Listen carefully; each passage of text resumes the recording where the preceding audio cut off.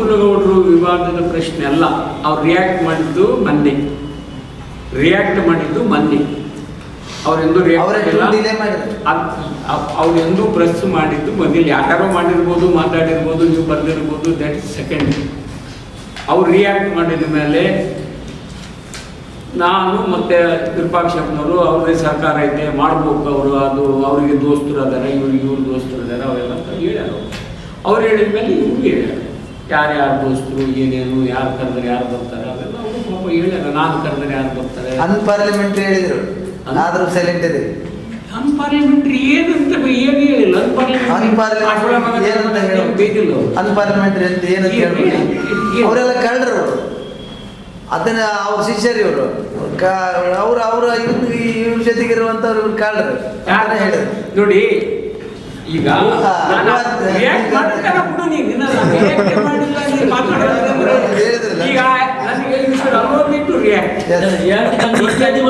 Sir, ನಾನು ಹೇಳ್ತಾ ಇರೋದು ಇವೆಲ್ಲ ನಡೆದಿದ್ದು ನನ್ನ ಕಾಲಘಟ್ಟದಲ್ಲಿ ಅನ್ನೋದು ಮೊದಲನೇ ಪ್ರಶ್ನೆ. ಈ ಭೂಮಿಗಳನ್ನ ಹಂಪನಗೌಡರು ಹೇಳ್ತಾರೆ, ನನಗೆ ಏನೂ ಗೊತ್ತಿಲ್ಲ, ಕಣ್ಣು ಮುಚ್ಚಿಕೊಂಡು ಬೆಕ್ಕು ಹಾಲು ಕುಡಿದ್ರೆ ಯಾರಿಗೂ ಗೊತ್ತಾಗೋದಿಲ್ಲ ಅಂತ ತಿಳ್ಕೊಂಡಿದ್ರೆ ಅದು ಅವರ ಮೂರ್ಖತನ.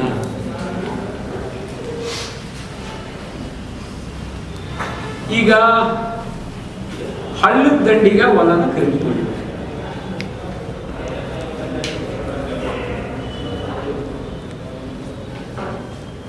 ಅದನ್ನು ಯಾರು ಹೋಗಿ ನೋಡಿ ಬಂದರು, ಯಾರು ಅಪ್ರೂವ್ ಮಾಡಿದ್ರು. ಈಗ ತಹಸೀಲ್ದಾರ್ ರಿಜೆಕ್ಟ್ ಮಾಡ್ಯಾನ. ತಹಸೀಲ್ದಾರ್ ಮೇಲೆ ಅದ್ಯಾರು ಹೊಲ ಕೊಟ್ಟದ ಇನ್ಫ್ಲುಯೆನ್ಸ್ ಮಾಡೋಕ್ಕಾಗತ್ತ ಏನು? ನಗರಸಭೆ ಹುಡುಗ ಅಧ್ಯಕ್ಷ ಆಗಿದ್ದರಲ್ಲ ಸಂಜಯ್ ಪಾಟೀಲ್ಗಿಂತ ನಾನು ಅವನ ಮೇಲೇನೆ ಮಾಡ್ಬೋದು. ನಗರಸಭೆ ಅಧ್ಯಕ್ಷರಾಗಿದ್ದ ಮಂಜುಳಾ ಪಾಟೀಲ್ ಏನಾದರೂ ಅದನ್ನ ಒತ್ತಾಯ ಮಾಡೋಕ್ಕೆ ಸಾಧ್ಯನಾ? ಇನ್ಫ್ಲುಯೆನ್ಸ್ ಮಾಡಿ ಆ ಜಾಗನ ಖರೀದಿ ಮಾಡೋಕ್ಕೆ ಸಾಧ್ಯನಾ? MLA ಅವ್ರು ಇನ್ಫ್ಲುಯೆನ್ಸ್ ಮಾಡಲಾರ್ದ, ಒತ್ತಡ ಹಾಕ್ಲಾರ್ದ ಅದು ಆಗೋದಕ್ಕೆ ಸಾಧ್ಯನಾ ಅನ್ನೋದನ್ನ ಆತ್ಮಾವಲೋಕನ ಮಾಡ್ತಾರೆ. ಅವನು ಬುದ್ಧಿವಂತ, ನನ್ನ ನೌಕರಿ ಹೋಗ್ತೈತೆ ಅಂತ ಒಂದು ವರ್ಡ್ ಸೇರ್ಸ್ಯಾನ. ಅದಕ್ಕೆ ಒಂದು ತಡೆಗೋಡೆ ಕಟ್ಟಬೇಕು, ಕಟ್ಟಿ ಮನೆ ಕಟ್ಟಬೇಕು ಅಂತ ಭರಿಸಿ ಅದನ್ನು ಖರೀದಿ ಮಾಡ್ಯಾರಲ್ಲ, ನಾಚಿಕೆ ಆಗಲಿಲ್ಲ.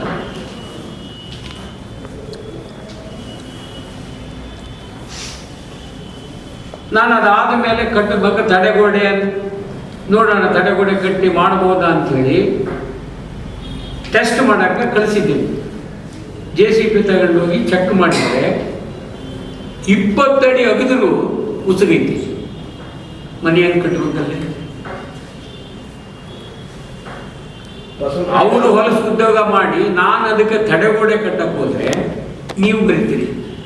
ಆತ ಈಗ ಬರೇ ಮಿಂಗಲ್ಲಾಗ್ಯಾರ ಅಂದಾರಲ್ಲ, ನಾನು ಮಿಂಗಲ್ಲಾಗಿ ಮತ್ತೆ ಅದನ್ನು ಮಾಡಿಕೊಡ್ತಾನಂತ ಮತ್ತೆ ಅದು ಆಪಾದನೆ ನಾನು ಬೇಕು ಅಂತ ಮೂರ್ಖತನ ಕೆಲಸ ಮಾಡೋದಿಲ್ಲ. ಯಾವುದೇ ವಿಷಯದಾಗಿರಲಿ, ಈ ಮಳಿಗೆಗಳ ವಿಷಯದವರು ಅವ್ರೇನು ಮಾಡ್ಯಾರ ಅಂತ ನಾನು ಬಿಚ್ಚಿ ಹೇಳ್ತೀನಿ, ನಾನು ಕಳ್ರು ಅವ್ರು ಕಳ್ರು ಅಂತೇಳಿ. ಆದರೆ ನಾನು ಯಾವುದಕ್ಕೂ ಈಡಾಗ್ತೀನಿ. ನಿಮಗೂ ಗೊತ್ತೈತಿ, ತಾಲೂಕು ಪಂಚಾಯತ್ ಮಳಿಗೆ ನನ್ನ ಹತ್ರ ಯಾಕೆ ಬಂದಿದ್ರು, ಹಿಂದಿನವ್ರಿಗೆಲ್ಲ ಮಾಡಿಬಿಟ್ಟಿವ್ರಿ, ತಗೊಂಡ್ಬಿಡ್ರಿ, ನಮಗೆ ಮಾಡಿಕೊಡ್ರಿ ಅಂತ ಬಂದಾಗ ನಾನು ಮಾಡ್ಕೊಟ್ಟಿನಿ. ನೀನು ಸಾಕ್ಷಿ ಅದಕ್ಕೆ. ಇವರನ್ನ ಬೆನಿಫಿಷರಿ ಇದೆ ಇದ್ದವರಿಗೆ ನಾನೇನು ಮಾಡಿದೆ, ಯಾರು ಅದಿರಿ ಅವ್ರಿಗೆ ಕೊಡ್ತೀನಿ. ಇವ್ರೇನು ಮಾಡಿದ್ರು, ಮೊದಲು 10 ರೂಪಾಯಿಗೆ ನಮ್ಮ ತಗೊಂಡು 20 ರೂಪಾಯಿ ಅದರ ಕಂಡೀಷನ್ ಇದೆ, ಸಬ್ಲೀಸ್ ಕೊಡಬಾರ್ದು ಅಂತ. ಅವ್ರ MLA ಇದ್ದಾಗೂ ನಡ್ಕೊಂಡ್ಬಂತು, ಇವ್ರ MLA ಇದ್ದಾಗೂ ನಡ್ಕೊಂಡ್ಬಂತಲ್ಲ, ಯಾರು ಕಳ್ರು? ಆ ಸರ್ಕಾರಿ ಜಾಗಗಳು ಕೋರ್ಟ್ ಹೋಗ್ಯಾರೊಬ್ರು, ನಂದೇ ಇದು ಜಾಗ, ನನಗೆ 15 ವರ್ಷದಿಂದ ಇದ್ರಾಗ ಅಂತ. ಅದಕ್ಕೆ ಅವಕಾಶ ಕೊಡಲಿಲ್ಲ, ಚೇಂಜ್ ಮಾಡಿ ಇವ್ರಿಗೆ ಕೊಟ್ವಿ. ಅವ್ರಿಗೆ ಏನು ರೇಟ್ ಕೊಡ್ತಿದ್ರಿ ಬಾಡಿಗೆ, ಆ ಬಾಡಿಗೆ ಮೇಲೆ 5% ಅವತ್ತೇನೋ ಜಾಸ್ತಿ ಮಾಡಿ ಒಪ್ಪಿಸಿ, ಇಲ್ಲ ಅಂದರೆ ನೀವು ಅವ್ರ ಪಾಪ ಫರ್ನಿಚರ್ಸು ಅವು ಇವು ಹಾಕೊಂಡಿದ್ರು, ಅವೆಲ್ಲ ಕಿತ್ತೊಗಿಬೇಕಾಗ್ತಿತ್ತು. ಆ ರೇಟಿಗೆ ಫಿಕ್ಸ್ ಮಾಡಿಸಿ ಕೊಟ್ಟೆ. ದೇವರಾಜರ್ಸ್ ಮಾರ್ಕೆಟಿಂದು ಹಂಗೆ ಮಾಡಿದ್ವಿ. ಈಗ 3 ಮೈಲಿ ಕ್ಯಾಂಪ್ನಾಗ ಒಬ್ಬೊಬ್ಬರು ಕೌನ್ಸಿಲರ್ಗಳೇ ಇದ್ದು ಮನೆಗಳಲ್ಲಿ ಬಾಡಿಗೆ ಕೊಟ್ಟು. ಈಗ ಯಾವ ಮಟ್ಟಕ್ಕೆ ಹೋಗ್ಯಾರಂದ್ರೆ ಇಲ್ಲೇ ರೋಡ್ ಮೇಲೆ ಹಿಂಗೆ ಹೋಗಿ ರೋಡ್ ಮೇಲೆ ಶೆಡ್ ಹಾಕ್ಯಾರ, ಮೇಲೆ ಬಿಡ್ತಾರೆ. ಬಾಡಿಗೆಗಾಗಿ ಸಂಪರ್ಕಿಸಿ ಫೋನ್ ನಂಬರು ಅವ್ರ ಅಪ್ಪನ ಜಾಗ ಏನು ಮಾಡ್ತಾರೆ. ಇವನ್ನ ಹಕ್ಕು ಪತ್ರ ಅಲ್ಲಿ ನಾನು ಸರ್ವೆ ಮಾಡಿಸಿ ಎಲ್ಲರೂ ಬಾಡಿಗೆ ಇದ್ರು, ಬಾಡಿಗೆ ಕೊಟ್ಟಿದ್ರು. ಅಲ್ಲಿ ನಾನು ನಿರ್ಣಯ ಮಾಡಿದ್ದು ಯಾರು ಅದೇ ನಮ್ಮ ಮನ್ಯಾಗ ಅವ್ರದ್ದೇ ಬರೀ 100 ಜನರಿಗೆ ನಾನು ಹಕ್ಕು ಪತ್ರ ಕೊಟ್ಟು.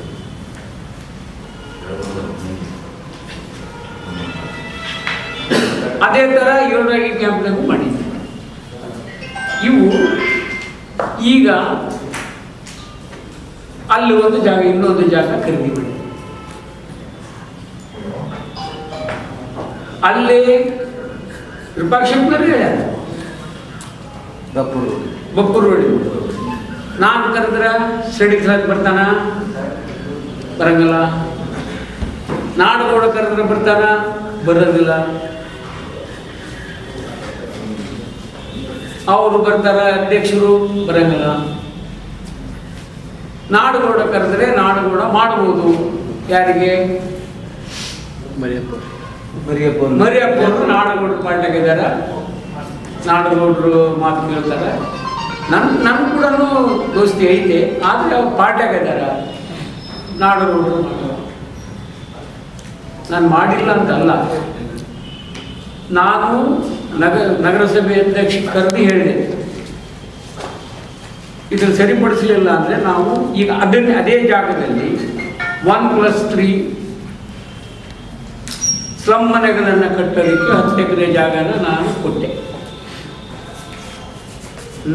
ಸ್ಲಮ್ ಬೋರ್ಡ್ ಅವ್ರು ಬಂದು ಸರ್ವೆಗೆ ಹೋದಾಗ ಮರಿಯಪ್ಪ ಅವರು ಅಬ್ಜೆಕ್ಷನ್ ಮಾಡಿದ್ರು, ರೋಡೇ ಇಲ್ಲದಕ್ಕೆ ನೀನು ಹೆಂಗೆ ಸರ್ವೆ ಮಾಡಿ ಏನು ಕಟ್ತೀಯ ಅಂತ. ವಾಪಸ್ ಬಂದು ಸರ್ ರೋಡ್ ಇಲ್ಲ ಅಂತಾರಲ್ರಿ ಅಂತ ನಾನು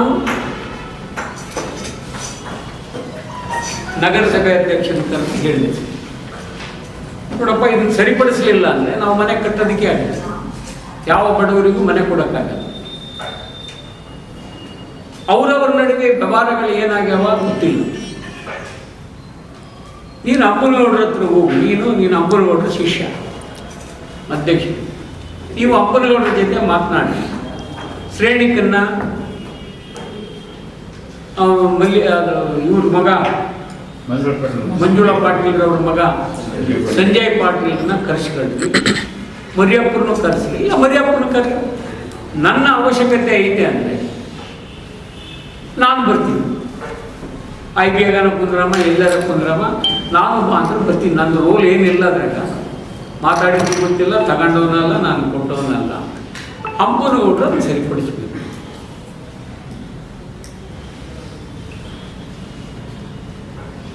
ಇವು ಯಾವಾಗ ಆಗ್ಯಾವ? ಖರೀದಿಯಾದ ಮರುದಿನನೋ ಮಳೆ ಮರುದಿನನೇ ಕೋಡ್ ಆ್ಯಂಡ್ ಕಂಡಕ್ಟ್ ಬಂದೈತಿ. ಒಂದಿನ ತಿರ್ಗಾ ಮರ್ದಿನ ಸರ್ 26 ಆಗಿದೆ, 27 ಕೋಡ್ ಆಫ್ ಕಂಡಕ್ಟ್ ಬಂದೈತಿ. ಇದು ಯಾರು ಇನ್ಫ್ಲೂಯೆನ್ಸು ನನಗೆ ಗೊತ್ತಿಲ್ಲ. ಏನು ಮಾಡ್ಯಾರು, ಯಾರು ಮಾಡಿದ್ರು? ನಾಳೆ ಕೋಡ್ ಬರುವಾಗ ಯಾವುದಾದ್ರೂ ಅಧಿಕಾರಿಗಳು ರಿಜಿಸ್ಟರ್ ಮಾಡ್ಸಕ್ಕೆ ಸಾಧ್ಯನ? ಅವಲ್ದ ಮಾಲಕ್ಕೆ ಹೋಗ್ಬಿಟ್ರೆ, ಶ್ರೇಣಿಗೆ ಹೋಗ್ಬಿಟ್ಟು ಅವ್ರು ಹೋಗ್ಬಿಟ್ರೆ ಮಾಡ್ಕೊಡ್ತಾರೆ.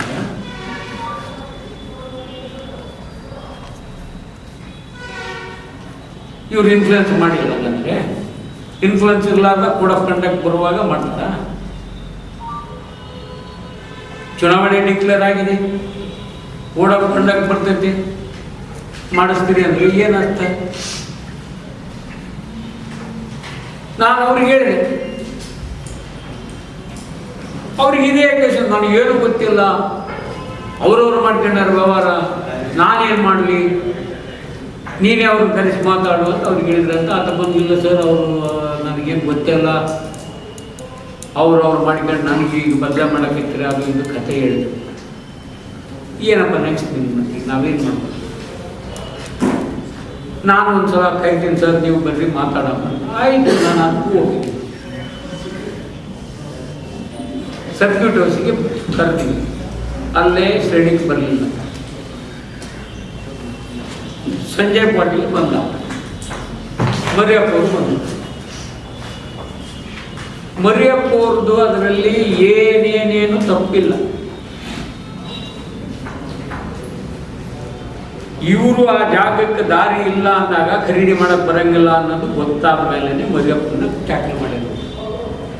ಮಾಡಿ ಸರ್ಕಾರದ ರೊಕ್ಕ ಎಷ್ಟು ಬರ್ತೈತೆ ಕೊಡ್ತೀವಿ, ಅದ್ರ ಮೇಲೆ ನಾವು ಇಷ್ಟು ರೊಕ್ಕ ಕೊಡ್ತೀವಿ ಅಂತೇಳಿ ಅವರವರು ಡೀಲ್ ಮಾಡಿ ನಾವು ಇಷ್ಟು ರೊಕ್ಕ ಕೊಡ್ತೀವಿ, 10 ಲಕ್ಷನೋ 15 ಲಕ್ಷನೋ ಏನೋ ಮಾತಾಡ್ತೀವಿ, ಕೊಟ್ಬಿಡ್ತೀವಿ.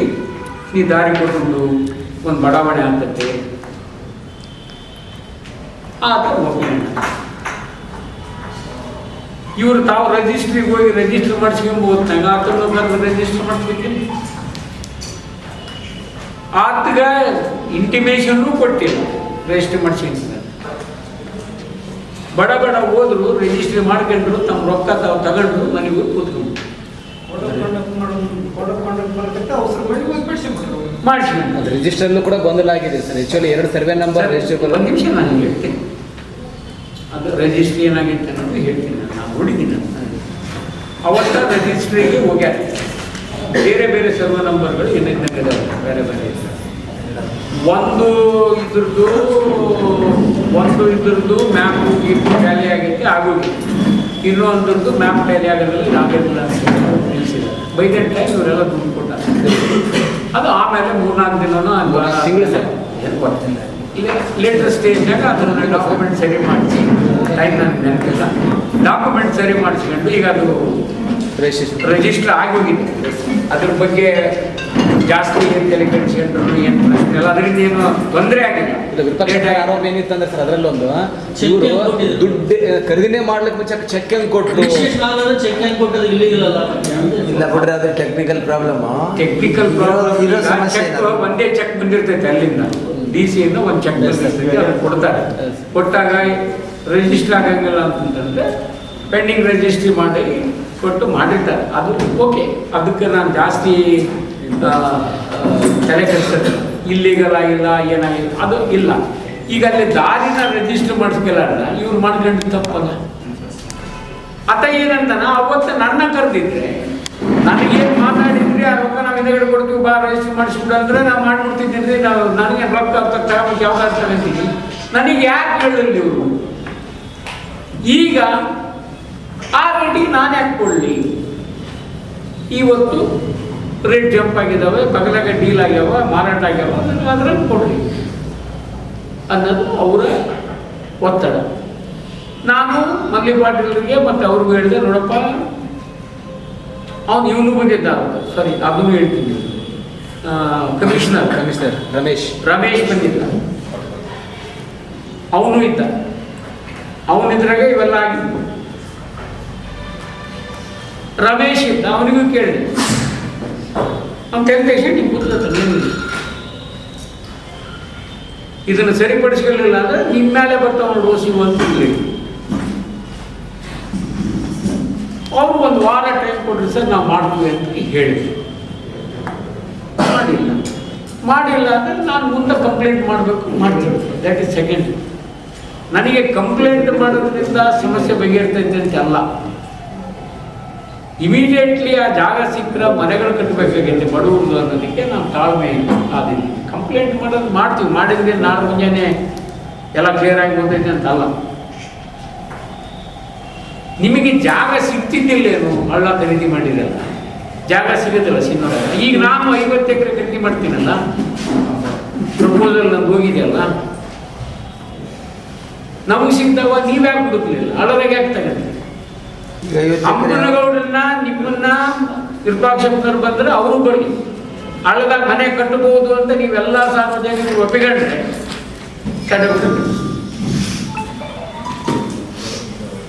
ಬರಲಿ, ಸಂಪೂರ್ಣ ಬಂದು ತೋರಿಸ್ಲಿ. ಈಗ ನಾಡಗೌಡರಿಗೆ ಐತೆ ಅಧಿಕಾರ, ಅವ್ರು ಸಾಲ್ವ್ ಮಾಡಬೇಕು. ಏನು ಸಾಲ್ವ್ ಮಾಡಬೇಕು? ತಡೆಗೋಡೆ ಕಟ್ಟಿಸ್ಬೇಕು ಹೇಳ್ತಾರೆ, ತಡೆಗೋಡೆ ಕಟ್ಟಿಸ್ಬೇಕು ನಾಡಗೌಡ. ನಾನು ಈ ಮನೆ ಕಟ್ಟಿಸ್ಬಿಡೋಣ ಅಂತ ಅಪ್ಪನಮಣ್ಣಲ್ಲಿ ಸೆಲೆಕ್ಟ್ ಮಾಡಿದ ಬೆನಿಫಿಷರಿಗಳಲ್ಲಿ ಈಗ ಹಕ್ಕುಪತ್ರ ಕೊಡಕತ್ತೀನಿ. ಅವ್ರಿಗೆಲ್ಲ ಹಕ್ಕುಪತ್ರ ಕೊಟ್ಬಿಡ್ತೀನಿ. ಅಪ್ಪನಗೌಡ ಅಲ್ಲಿ ಮನೆ ಕಟ್ಸಕ್ಕ ವರ್ಷ ಅವ್ರನ್ನ ಸ್ಟಾರ್ಟ್ ಮಾಡಿಸೋನು. ಅದು ಎಷ್ಟು ಕೋಟಿ ಆಗುತ್ತೆ ನಾನು ಕಟ್ಟಿಸ್ತೀನಿ. ಗಾಡಿ ಕಟ್ಟಿಸೋದ್ರಿಂದ ಸಮಸ್ಯೆ ಪರಿಹಾರ ಆಗುತ್ತೆ. ಫ್ಲಡ್ ಬಂದಾಗ ಇಲ್ಲಿ ಚೆನ್ನಮ್ಮನ ಕಸರತನ ಬಂದಾವ.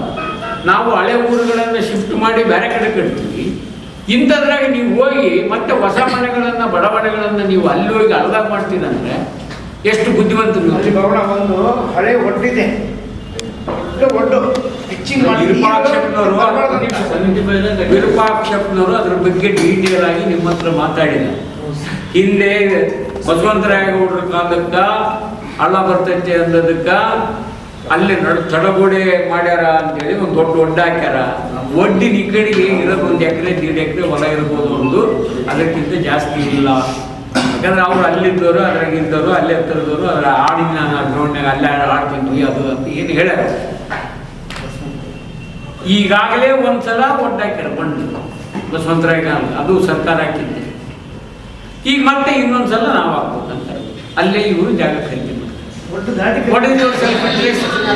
ಒಂದು ನಿಮಿಷ. ನಾನು ಅವರಿಗೆ ನಾನು ಏನೂ ಗೊತ್ತಿಲ್ಲ, ಇದರಲ್ಲಿ ನಂದೇನು ತಪ್ಪಿಲ್ಲ, ಆ ಭೂಮಿ ನನ್ನ ನೋಡ್ಲಾರ್ದ ನೀವು ಖರೀದಿ ಯಾಕೆ ಮಾಡ್ತೀನಿ ಸರ್?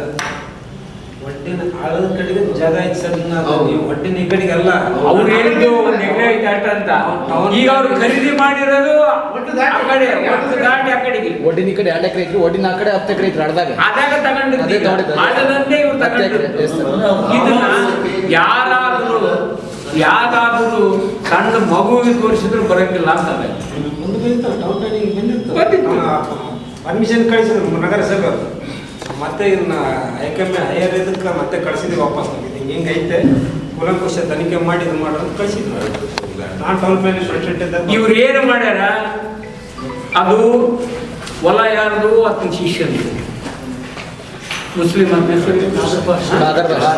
ಖಾದರ್ ಭಾಷೆ ಭಾಷೆ ಆತನ ಶಿಷ್ಯ. ಇಲ್ಲೇ ಟ್ರೇಡಿಂಗ್ ಆತನ ಶಿಷ್ಯ.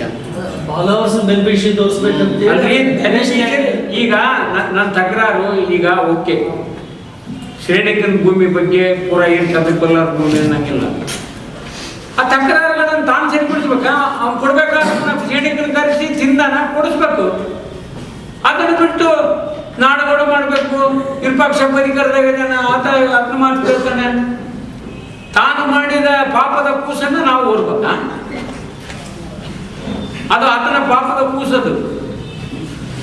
ಇವತ್ತ ಸಿಂಧನೂರಿನ ಬಡವರಿಗೆ ಒಂದು ಮನೆ ಕೊಟ್ಟಿಲ್ಲ ಅಂದ್ರೆ ಅದಕ್ಕೆ ಯಾರಾದ್ರೂ ಕಾರಣ ಅಂದ್ರೆ ಹಂಪನಗೌಡ್ರೆ ಕಾರಣ. ಎಲ್ಲ ಕಾಂಪ್ಲಿಕೇಟ್ ಮಾಡಿಟ್ಟು ನಾವೆಲ್ಲೂ ಮುಂದೆ ಮನೆ ಮಾಡಂಗಿಲ್ಲ, ಒಬ್ಬರಿಗೆ ಸೈಟ್ ಕೊಡಕ್ಕಿಲ್ಲ. ನನಗೆ ನಾನು ಹೊಸ ಭೂಮಿ ಖರೀದಿ ಮಾಡ್ಬೇಕಾದ್ರೆ 30 ಎಕರೆ ಏನ್ ಮಾಡ್ರಿ ಅಂತ ಕೇಳ್ತಾರೆ. ಹೆಂಗ್ ಖರೀದಿ ಮಾಡ್ಬೇಕು? ಬಡವರಿಗೆ ಒಂದು ಮನೆ ಸಿಕ್ಕಿಲ್ಲ ಅಂದ್ರೆ ಅದಕ್ಕೆ ಯಾರು ಜವಾಬ್ದಾರ? ಬಗೆಹರಿಸ್ಬೇಕು. ಏನ್ ಬಗೆಹರಿಸ್ಬೇಕು?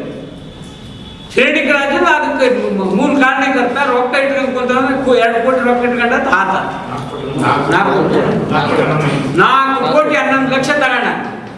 ಅವ್ರಿಗೆ ಏನ್ ಮಾತಾಡಿದ್ರೆ ಅದ್ರ ಪ್ರಕಾರ ಕೊಟ್ಟು ಮಾಡ್ಸಕ್ ಬರಂಗಿಲ್ಲ. ಈಗ ನಮ್ಮ ಹತ್ರ 3,000 ಹೆಚ್ಚು ಅರ್ಜಿಗಳಿದಾವೆ. ಎಲ್ಲಿ ಕೊಡ್ಬೇಕು? ಶಾಸಕರೇ ಈಗ ನನಗೆ ಅದೇ ಹೇಳ್ತೀನಲ್ಲ, ಅವ್ರ ಪಾಪದ ಕೂಸು ನಾನು ತೊಳಿಬೇಕು. ಎಲ್ಲಿಂದ ತೊಳಿ? ಅರ್ಜಿಗಳದಾವ, ನಾನು ಮೀಟಿಂಗ್ನಾಗ ಇಡ್ತೀನಿ. ಈ ಹಕ್ಕುಪತ್ರ ಕೊಟ್ಟು ಅದಾವ. ಈಗ ಹಕ್ಕುಪತ್ರಗಳು 200 ಹಕ್ಕುಪತ್ರ ಬಂದಾವ. ಕೊಟ್ಟು ಎಲ್ಲಿ ಕಳಿಸ್ಲವ್ರನ್ನ? ಎಲ್ಲಿ ಹೋಗಿ ಕಳಿಸ್ಬೇಕು? ಇಂಜಿನಿಯರ್ಗಳು ಹೋದ್ರೆ ಅಲ್ಲಿ ಕಟ್ಟಕ್ ಬರೋದಿಲ್ಲ ಅಂತ. ಅಲ್ಲಿಗೆ ಹೋದ್ರೆ ಸ್ಲಮ್ ಕಟ್ಟಬೇಕಂದ್ರೆ ದಾರಿ ಎಲ್ಲ ನೀವು ಮಾಡಬಾರ್ದು ಅಂತ ಅವ್ರು ಅಬ್ಜೆಕ್ಷನ್ ಮಾಡ್ತಾರೆ. ಅದನ್ನ ಈಗ ಇದು ಆಗ್ತದೆ ಆಗೋದಿಲ್ಲ ಅಂತ ಅದನ್ನ ಪರ್ಚೇಸ್ ಮಾಡೋದಕ್ಕೆ ಪ್ರಯತ್ನಗಳು ಮಾಡಬೇಕು. ನಾ ಮಾಡ್ತೀನಿ, ಅದು ಬೇರೆ ಮಾತು. ಆದ್ರೆ ಇದನ್ನ ಮಾತಾಡಿದವರು ತಾವು ಅವತ್ತು ಖರೀದಿ ಮಾಡುವಾಗ ಏನೇನಾಯ್ತೆ ಎಲ್ಲ ಅಪ್ಪನಗೌಡ್ರಿಗೆ ಗೊತ್ತೈತೆ. ಇದನ್ನು ಅವ್ರ ಮನೆಗೆ ಹೋಗಿ ಯಾರೋ ಮರಿಯಪ್ಪ ಹೋದಾಗ ಅವ್ರನ್ನ ಕರೆಸಿ ಕುಂದಿರಿಸಿ ಸೆಟಲ್ ಮಾಡ್ಬೇಕು ತಾನೆ. ಈಗ ನಾನು ಹೇಳ್ತೀನಿ, ಮರಿಯಪ್ಪ ಅವ್ರನ್ನ ನಾನು ಇವತ್ತು ಬೇಕಂದ್ರೂ ಅವ್ರ ಮನೆಗೆ ಕಳಿಸ್ತೀನಿ, ಸೆಟಲ್ ಮಾಡೋದು.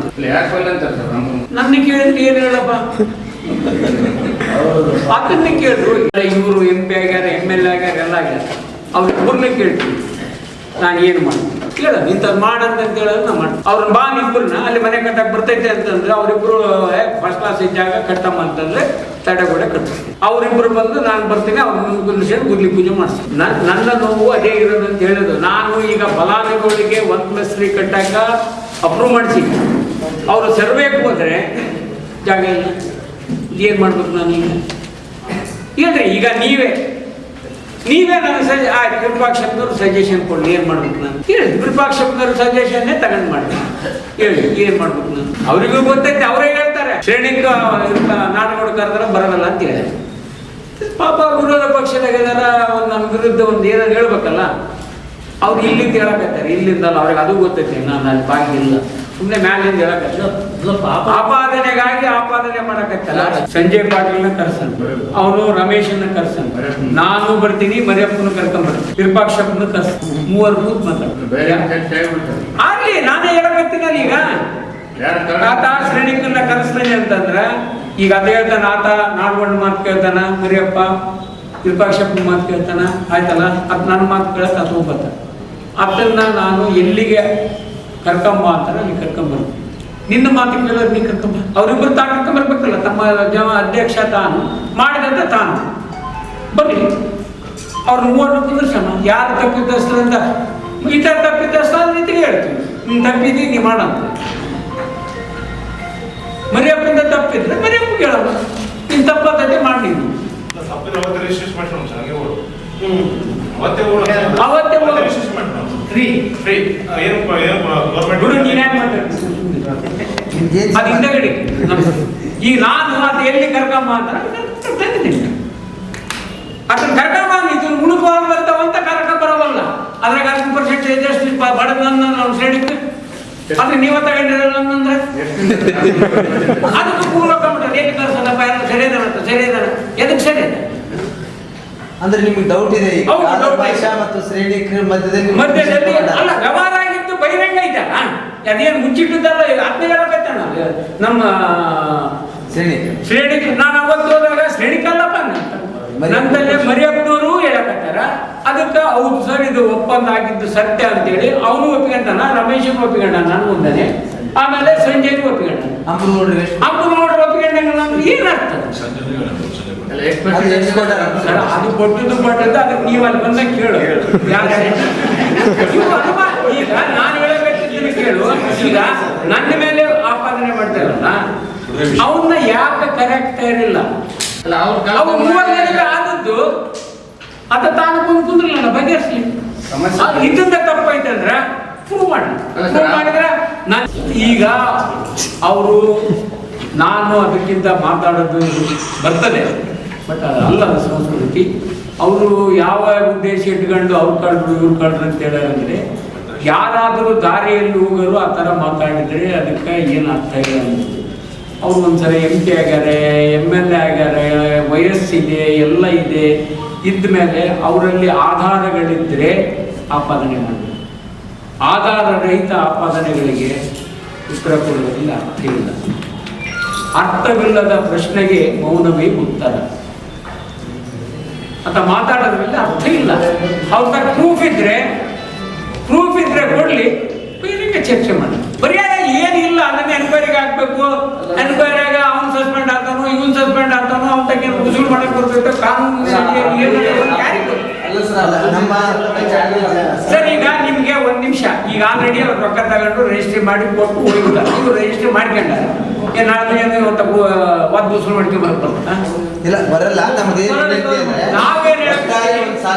ಸರ್ ಅದಕ್ಕೆ ಸೊಲ್ಯೂಷನ್ ಇಲ್ಲ ಹುಡುಕದಾದ್ರೆ ತಡೆಗೋಡೆ ಕಟ್ಟೋದು ಸೊಲ್ಯೂಷನ್ ಅಂತ ಹೇಳ್ತಾರೆ ತಡೆಗೋಡೆ ಕಟ್ಟಿದ್ರು ಮನೆ ಕಟ್ಟಕ್ ಬರೋದಿಲ್ಲ ಈಗ ಅಲ್ಲಿ ಅದಕ್ಕೆ ಎಷ್ಟು ಕೊಟ್ಟಾರ ಅದಕ್ಕೆ 20 ಲಕ್ಷ ಕೊಟ್ಟಾರ ಇದ್ರಿಗಿಂತ ಜಾಸ್ತಿ ಬಾರಿ ಕೂಡ ಹಳ್ಳ 22 ಲಕ್ಷ ಖರೀದಿ ಮಾಡ್ಯಾರ 22 ಲಕ್ಷ ಕೊಟ್ಟು ಖರೀದಿ ಮಾಡಿದ್ದು ಈಗ ಅವ್ರು 22 ಲಕ್ಷ ಅಂದ್ರೆ ಅದು 10 ಎಕರೆ 2 ಕೋಟಿ ಅದು 2 ಕೋಟಿ ಈಗ ಮತ್ತೆ ಆ 2 ಕೋಟಿ ಹಾಳು ಮಾಡಿದ್ರಲ್ಲ ಮತ್ತೆ ನಾನೊಂದು 2-3 ಕೋಟಿ ಹಾಳು ಮಾಡಿ ಗಾಡಿ ಕಟ್ಟಿದ್ರು ಫ್ರಂಟ್ ಬಂದಾಗ ನೀವು ಒಳಗೆ ಬರೋದಿಲ್ಲ ಅಂತ ಹೇಳಕ್ ಸಾಧ್ಯನೇ ಇಲ್ಲ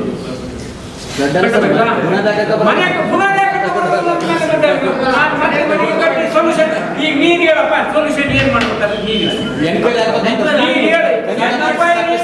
ನಾನು ಅದಕ್ಕೆ ಪತ್ರ ಬರಿತೀನಿ, ಎನ್ಕ್ವೈರಿ ಮಾಡ್ತೀನಿ.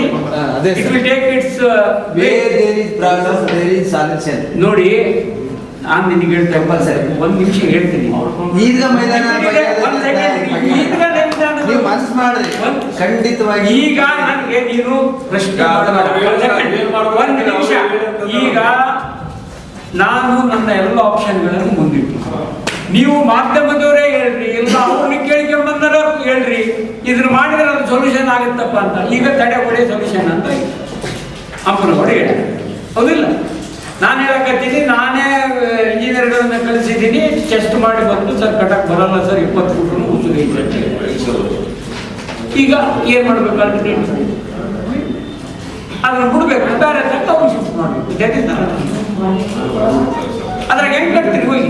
ಪರಿಹಾರ ಏನು ಅದನ್ನಂತ ಎನ್ಕ್ವೈರಿ ಮಾಡ್ಬೇಕಾ? ಯಾವ ಕೊಟ್ಟು ಸರ್ಕಾರದ ಬಗ್ಗೆ ಅವನವನ ಚಿತ್ರ ಯಾರ್ಯಾರ ಬಂದೈತೆ ಬಿಟ್ಟಿದ್ದೆ ಅಂತ ನನಗೇನು? ನಾವೇನು ಅವತ್ತು ಇದ್ದೋರ? ನಾವು ನಗರಸಭೆ ಸದಸ್ಯರಿದ್ದಾಗ ಮರಿಯಪ್ಪನವರು, ನಾವು ಅವಾಗ ಮಲ್ಲಿಪಾಟೀಲ್ KJP ಇದ್ರು. ನಾವು 3 ಜನನು ಮರಿಯಪ್ಪನವರು JCB ತರಿಸಿದ್ರು. ಸುಮಾರು 20 ಫೀಟ್ ನಾವು 3 ಜನ ನಿಂತು ತೋರಿಸಿ ಆವಾಗ ಬರೀ ಉಸಿಗೆ ವಸ್ತು ಅದು ಬರೋದಿಲ್ಲ ಅಂತ ಬಂದ್ರು ವಾದ ಮಾಡಿ. ಅವಾಗ ಮಾಡಿದ್ದು ಇವ್ರಿದ್ದಾಗ ವಾದ ಮಾಡ್ಯಾರ, ಅದಾಗೋದಿಲ್ಲ. ನೀವು ಹೋಗಿ ಮತ್ತೆ ಈಗ ಏನಾದ್ರು ಮಾಡ್ಬೇಕು, ನೀವು ಏನ್ ಮಾಡಿ? ಇವ್ರ ಜಮಾನದಾಗ ಬರೀ ಇದೇ ಕೆಲಸ ಮಾಡ್ಯಾರ. ಅಲ್ಲಿ ಹೋಗಿ 9 ಕಿಲೋಮೀಟರ್ ವೇಸ್ಟ್ ನಿಮ್ಮ ಶಿವಜ್ಯೋತಿ ನಗರದಾಗ 9 ಕಿಲೋಮೀಟರ್ ಪ್ರೈವೇಟ್ ಜಾಗದಾಗ UGD ಮಾಡ್ಯಾರ. ಪ್ರೈವೇಟ್ ಅನ್ನೋರು ಅವರೇ UGD ಮಾಡಬೇಕು, ಅವರೇ ರೋಡ್ ಮಾಡಬೇಕು, ಅವರೇ ಲೈಟ್ ಮಾಡಿದ್ಮೇಲೆ ಇವ್ರು ನಗರ ಪ್ರಾಧಿಕಾರದವ್ರು ಪರ್ಮಿಷನ್ ಕೊಡ್ತಾರೆ. 40% ಕೊಡ್ತಾರೆ. ಅಲ್ಲಿ ಹೋಗಿ 9 ಕಿಲೋಮೀಟರ್ ಮಾಡ್ಯಾನ. ಒಂದು ಮನೆ ಇಲ್ಲ, ಸುಡುಗಾಡು ಇಲ್ಲ, ಅದು ಅಪ್ರೂವಲ್ ಲೇಔಟ್ ಫುಲ್ಲಿ ಇದೆ. ಡೆವಲಪ್ಮೆಂಟ್ ಅವ್ರಿಗೆ ಕಮಿಷನರ್ ಅದ್ರಾಗ ಇನ್ವಾಲ್ವ್ ಇದೆ. ನಾವೊಂದು ಜಾಗ ಇದೆ. ಈಗ ಅದಕ್ಕೆ ನಾನು ಲೆಟರ್ ಕೊಟ್ಟು ಹೌಸ್ನ್ಯಾಗ ಮಾತಾಡಿ ಎನ್ಕ್ವೈರಿಗೆ ಹಾಕ್ತಿತ್ತು. ಏನಾಗೈತಿ ನಾ ಎನ್ಕ್ವೈರಿ ನಡೆದ ಇದು ಹಂಗ ಕೊಡ್ತೀನಿ. ನನ್ನ ಡ್ಯೂಟಿ ನಾನು ಮಾಡ್ತೀನಿ. ಅದನ್ನ ನಾನು ಹೌಸ್ನ್ಯಾಗ ಸಹಿತ ಮಾತಾಡಿ ದಟ್ ಪ್ರಾಸೆಸ್ ನಾನು ಹೇಳಿದ್ನಲ್ಲ. ಯಾಕೆ ಇದರ ಮೊದಲು ಕ್ಲಿಯರ್ ಆಗಲಿ? ಕಂಪ್ಲೇಂಟ್ ಕೊಟ್ಟೆ ಅಂದ್ರೆ ಕಂಪ್ಲೇಂಟ್ ಕೊಟ್ಟರೆ ಮಾಡಿಕೆಲ್ಲ ಅಂತ ಕುಂದಿರ್ತಾರೆ. ಅದು ನಾಳೆಗೆ ಸೊಲ್ಯೂಷನ್ ಸಿಗೋದಲ್ಲ. ಬೈ ಚಾನ್ಸ್ ಅವರು ಬಗೆಹರಿದ್ರೆ ನಾನು ವಿದಿನ್ ಎ ವೀಕ್ ಸರ್ವೆ ಮಾಡಿಸಿ ಸ್ಲಮ್ ಮನೆಗಳನ್ನು ಪ್ರಾರಂಭ ಮಾಡಿಸಿ 1+1 ಬಡವರಿಗೆ ಮನೆಗಳನ್ನು ಸಿಗ್ತಾವೆ, ಕಟ್ಟಿ ಕಿಲಿ ಕೊಡ್ತೀವಿ. ಅದಕ್ಕೆ ನಾನು ತಾಳ್ಮೆಯಿಂದ ಸುಮ್ಮನೆ ಸಿಟಿಗೇರಿ ಆದ್ಮೇಲೆ ಏನೋ ಮಾಡಿ ನನಗೇನಪ್ಪ, ನನಗೆ ಕೆಲಸ ಆಗ್ಬೇಕು. ಅಟ್ಲನಗಾನಿ ಬರಿಗಾವ ಅವ್ರಿಗೆ ಕರೆದು ಹೇಳಿದೆ, ನೋಡಪ್ಪ ಇನ್ನೊಂದು ವಾರ ಟೈಮ್ ತಗೊಳ್ಳಿ. ಒಂದ್ಸಲ ನಾನು ಕಂಪ್ಲೇಂಟ್ ಮಾಡಿದ್ಮೇಲೆ ಕಂಪ್ಲೇಂಟ್ ಮಾಡಿ ಹೋಗಪ್ಪ ಮಾಡಿಕೆಲ್ಲವರು ಅನ್ನೋ ಮಟ್ಟಿಗೆ ಬರ್ತಿತ್ತಿಲ್ಲ. ನಾಳೆ ಸರಿ ಕಂಪ್ಲೇಂಟ್ ಮಾಡಿಲ್ಲ ತಗ ಮಾಡಿಕೆಲಿ ಹೆಂಗಿದ್ರೆ ಎನ್ಕ್ವೈರಿ ಆಗ್ತೈತಿ ಏನಂತ ನೋಡ ಮುಂದೆ ಕೇಳಿದೆವು ಅಂತ. ನನಗೆ MEK ಬದಲಿ ಸೆಟ್ಲ್ ಆಗಲಿ ಅಂತ ತಾಳ್ಮೆ. ಅದರ ಸಂಪೂರ್ಣ ಜವಾಬ್ದಾರಿ ಅಂತ ನೋಡ್ತಾನೆ. ನಾನು ವಿರೂಪಾಕ್ಷಪ್ಪನವರು ಸರ್ಕಾರದಾಗ ಇದ್ದಾರೆ, ಅವೆಲ್ಲ ನಾನು ಮಾತಾಡೋದು. ವಿರೂಪಾಕ್ಷಪ್ಪನವರು ಅದ್ರಾಗ ಏನು ಜವಾಬ್ದಾರಿ ಇಲ್ಲ, ಸುಡುಗಡೆ ಇಲ್ಲ, ನಂದು ಏನು ಇಲ್ಲ. ಅವರೇ ಮಾಡ್ಬೇಕು. ಭಾಳ ಅಂದ್ರೆ ಮರಿಯಪ್ಪನ ಕರ್ಕೊಂಬರೋದು ನನ್ನ ಜವಾಬ್ದಾರಿ. ಎದುರಾಗ ಮಾತ್ರ ನಮ್ಮ ಅಪ್ಪ ನೋಡಿದ್ರೆ ನಾನು ಮಾತಾಡ್ತಾ ಇರೋದೀನಿ. ಮರಿಯಪ್ಪನ ತಪ್ಪಿದ್ರೆ ನಾನು ಮರಿಯಪ್ಪನ ತಪ್ಪಿದ್ರೆ ನಾನು ಸಾವು, ಅವ್ರು ತಪ್ಪಿದ್ರೆ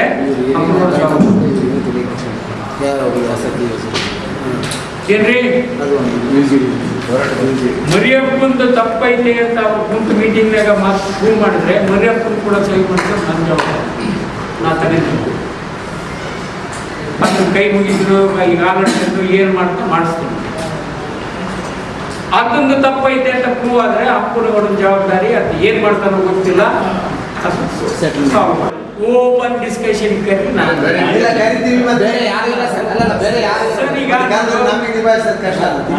ನೋಡು, ವೈಟ್ ಪ್ರಶ್ನೆ ಅಲ್ಲ, ವೈಟ್ ಪ್ರಶ್ನೆ ಅಲ್ಲ. ನಾನು ಈಗ ಏನು ಹೇಳಿದ್ದೀನಿ ಅದನ್ನೇ ಓಪನ್ ಆಗಿ ಆತ ಇಲ್ಲ. ನಿಮ್ಮ ಮುಂದೆನೆ ಶ್ರೇಣಿಕನ ಕರ್ಕೊಂಡಂತ ಬರಲಿ, ಶ್ರೇಣಿಕನ್ನ ಯಾರ ಮಂಜುಳಾ ಪಾಟೀಲ್ ಕರ್ಕೊಂಡಂತ ಬರಲಿ, ನಾನು ಬರ್ತೀನಿ. ಮರೆಪುರ ಕರ್ಕೊಂಡು ಓಪನ್ ಡಿಸ್ಕಷನ್ ಎಲ್ಲ ಮಾಡೋಣ. ಇಲ್ಲ ಇಂಡೋರ್ ಮಾಡ್ತೀವಿ ಅಂದ್ರೆ Circuit house- ಸರ್ಕ್ಯೂಟ್